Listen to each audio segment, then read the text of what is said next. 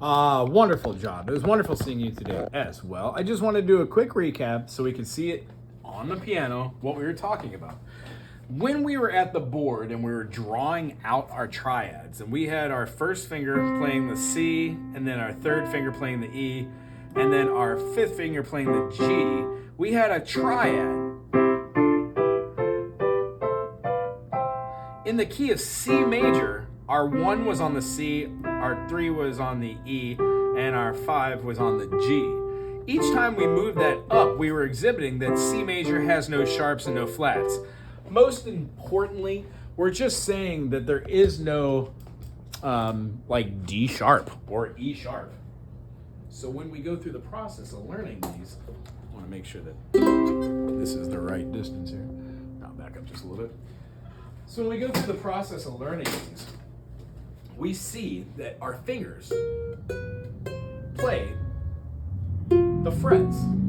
So what I'd like you to do this week is to take your ukulele and then put your first finger on the first fret, and then your second finger on the second fret on the high G closest to your nose, and then your third, and then your fourth. What you're going to want to make sure is that you're not playing on the metal pieces or on the nut. You're quite literally playing in between. When we do these spider exercises with our plucking hand, we're picking just that individual note and then starting over. The whole process would look like, this is a little fast, I understand it, but if you go slow enough, what it does is it makes sure that your hands are centered, that your thumb is straight and on the back and not pointed up towards the headstock, that it's more important like this. So when we're playing, we get our pointer finger, not our thumb, playing in the beginning. 2, 3, 4, 1, 2, 3, 4, 1, 2, 3, 4. This gives us muscle memory, and it makes our fingers not hurt as much. I can guarantee you that what I'm saying to you is a fact. If you do the spider exercises for 5 minutes in the morning and 5 minutes at night on your ukulele, your fingers will not hurt after a week. Guaranteed. And you'll be able to do this. You'll be able to play individual notes. Yeah? What we do is we learn that the chords that we already know, like the C major and the F major, heck, even the G major that you showed me today, super proud you know the G major, that's a hard one. Each one of these can be played with an alternate fingering, meaning if we were playing a chord with 1, 2, 3 fingers, we could take away the first finger and play the same chord with the additional 3. Here's a G major.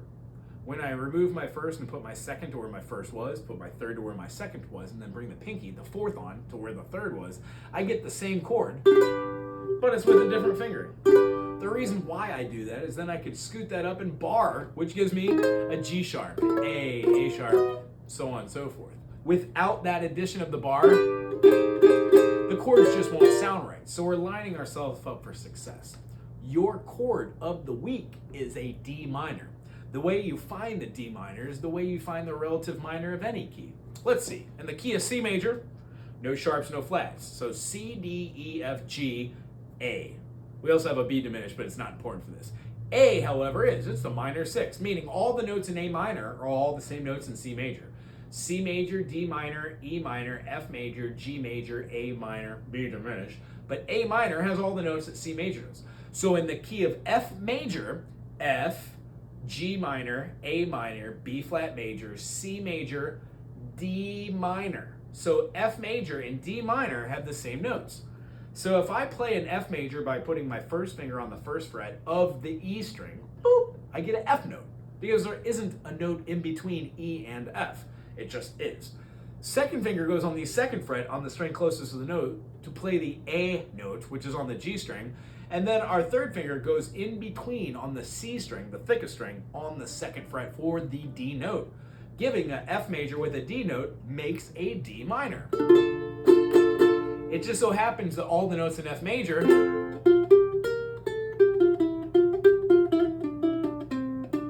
are in D minor. Ta-da! So this week, what I would like you to do is play your spider exercises. 1, 2, 3, 4, 2, 2, 3, 4, 3, 2, 3, 4, 4. 2, 3, 4. 1, 2. Do that over and over again for about 3.5 minutes. And then the other additional 2 minutes, play your C major. 1, 2, 3, 4. C major, switch your finger and keep your right hand going. Now if this is too fast, go slow. Ready? Here it goes. 1, switch, 2, 3, 4. 1, switch, 2, 3, 4. Now it might seem weird with the C major because there's only one finger and it feels like eternity before you play the other one.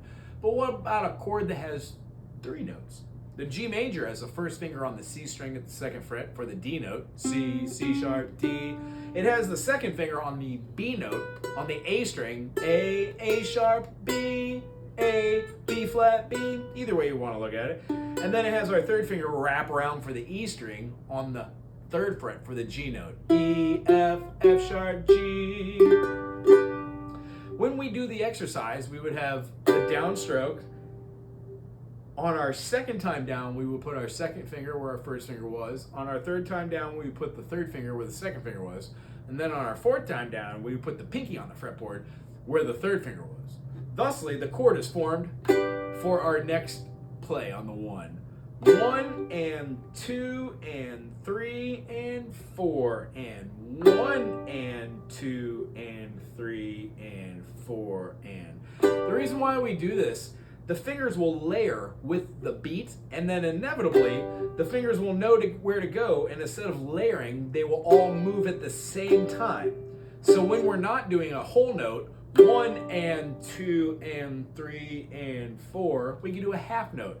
1 and 2 and 1 and 2, and our fingers will have ample amount of time to get back and forth between half notes.